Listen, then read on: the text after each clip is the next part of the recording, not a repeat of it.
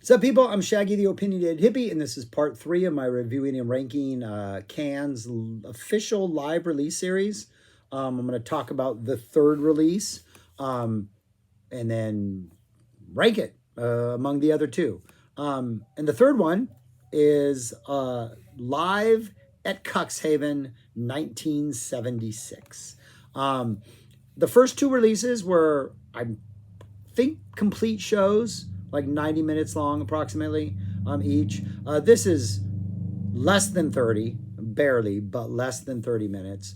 It's only 4 tracks. The longest track is less than 8.5 minutes long, which I didn't look at the last two, but I think the longest track on here, I'm pretty sure, is shorter than every track on the other two.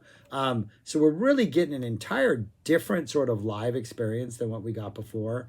Someone made me a cat watch today in my kindergarten class. I'm still wearing it. It's 5:08. Okay. Taking my cat watch off. And so we're getting like the other two were from 1975. So maybe by 76, they just weren't jamming a song. 3 of them do feel kind of self-contained. Just kind of start, get to an idea, wrap it up really quickly in can terms. One of them, the opening one, feels like we're joining it midstream. Like, okay, we're in it. It's already been going on. This is what's happening now. We get this sort of ending, maybe. I don't know. It is, again, as the first two, they didn't really record their concerts like other bands did. So a lot of these are bootleg. They asked fans to send in whatever they had. They're taking whatever they can get. They're cleaning it up. They're putting it out there. This is probably all they had from 76, I'm assuming, or from Cuxhaven 76, which is why it's a song midway, 3 short songs, an EP, 30 minutes. So that's what you get on here. It's definitely much lighter fare than the other 2 releases. 4 jams. They just jam. They'll just start playing. Someone will join in. Someone else will join in. Ideas will develop. A lot of times, maybe not all the time, half the time, they'll go into the territory of a song that they've officially released. Like, oh, this is a Vitamin C riff, or, oh, this sounds like Bel Air. But they're not playing those songs as much as they're like just entering that territory for a while and jamming with those ideas before they go off somewhere else. So what do we get on this one?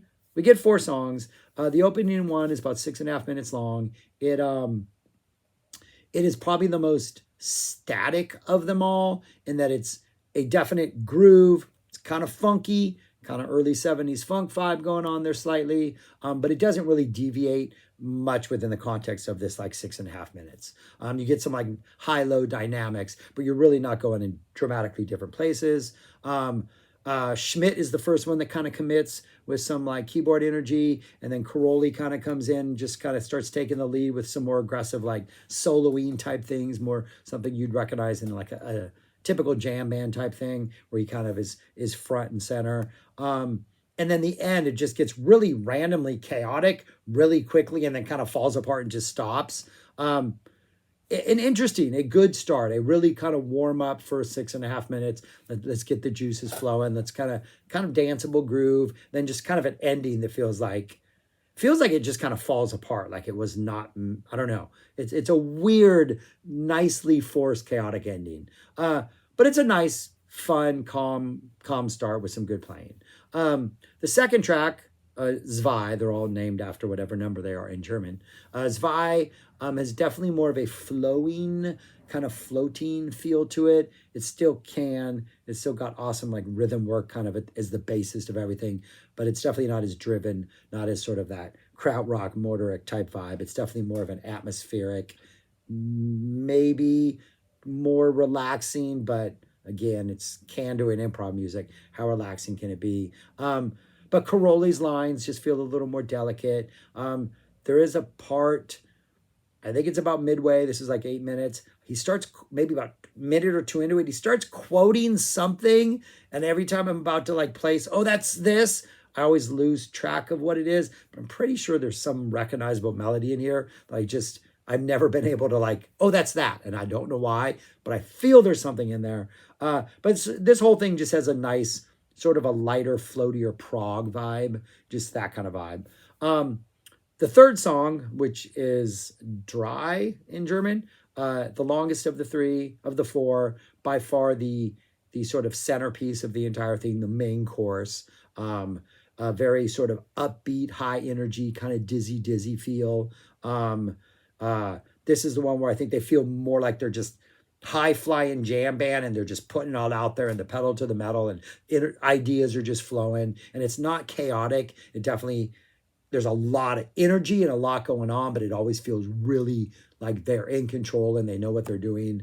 And as the minutes progress, the dizzy nature of the attack kind of almost feels like it's getting like dizzier, like whatever is causing the dizziness to happen is just kind of maybe accelerating in pace and things are getting more frantic and like the music really is like matching the musical reference of Dizzy really well, which is a Can song. So it's that kind of really upbeat attack vibe, and it's just great. I even think at some point somebody dropped some vocals in here. I think it's Suzuki, the bass player. It's kind of, I'm not sure what he's saying. I don't think it's in German. I think it might just be nonsense, but I think there's just some random stuff kind of yelled at one point. I think it's random. That's what I'm thinking. It is yelled at one point. I think it's random. But I don't know. I don't speak German. But yeah, really interesting. Definitely the centerpiece of this 4-piece EP. You got like a maybe a coffee early on to get the blood flowing, then kind of a salad, and then you got the main course, and then for dessert you're into this almost harder rockin', more bluesy, almost psych rock, almost straightforward type vibe to kind of things off, like a almost like a Mother's rock, like a Mothers of Invention, maybe a 70, if you listen to that Mother 70 box set, some of the things like Guitar Build and things like that. Kind of that kind of psych rock energy, kind of that early 70s rock energy. We're flirting with that kind of territory. Towards the end, Caroli just has these sort of winding lines that he keeps repeating that just kind of seem to be escalating the intensity of the whole thing, that just kind of brings up more, just lets us know we're going to some like, logical apex of the song or logical conclusion. Yeah, just kind of a more aggressive type attack type song, but still still improvisational, still not too crazy. And definitely more, not as sort of maybe inventive and in their own world, high flying the three is, maybe more back to something that's more relatable. I don't know. I'm just, I don't know. Anyways, it's all really good. The only problem with this release, if you have a problem with sound quality, it is something they got bootlegs from and cleaned up and put out there. So it's definitely not the best sound quality. But I think if you're a Can fan, you'll take it. I don't think there's any complaints. If you're not a Can fan, maybe start with the official releases and then jump into the live stuff. But I don't know why you'd be watching this, but who knows, maybe you are. But the other thing is, it just, everything does feel almost like a TV show version, or almost like they have that show, I don't know if it's international, but Austin City Limits, that they fill up the road in Austin, and a band will come in and do like a half hour, maybe an hour set. And like even bands like My Morning Jacket was on that like 10 years ago, 15 years ago. And they had a couple like loose extended jams. They did a really nice War Begun. They did, I think, a Dundante on there, but they were really shortened versions compared to what they would normally drop in like an actual live setting, like, with like not a TV show. That's kind of what this feels like. It's like, this is like the Reader's Digest version of Can. Yes, that's what I'm going with. This release, maybe it's 76, maybe it's this show, maybe it's this release. I'm not well versed enough in like what they were doing in each touring year to know whether this is an anomaly or not, these shorter songs and all that. But yeah, that's what it almost feels like. A Reader's Digest version of Can. That's what I'm going with. But it's still really good. My grandma read Reader's Digest my entire life growing up, and I enjoyed it. I laughed a lot. There were some good jokes, some good little articles. Yeah. I got into a couple artists, I think, because I read little condensed versions of their books in Reader's Digest at one point and then sought them out in real life. Yeah, I think that's how I got into Gorky Park. I want to say I read a Reader's Digest condensed version of something Martin Cruz had written. Martin Cruz Smith, is that his name? A long time ago. Anyways, I'm off on a crazy track that Can does not go off on enough in this release, but it's still really good. Reader's Digest version of Can, but a really, really good episode, a really good issue of it. I'm not gonna laugh, but it's gonna keep your attention. But yeah, that's all I got. Where would I rank this among the other two? There, it's number 3. The other two are amazing. This one is just really solid.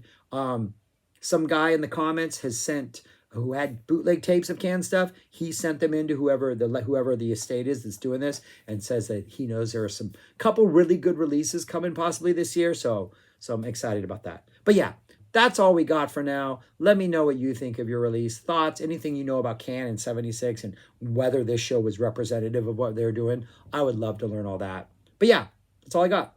Subscribe, like, share, comment, and go listen to this because it's fantastic. Get dizzy, people. Peace. Talk to you later.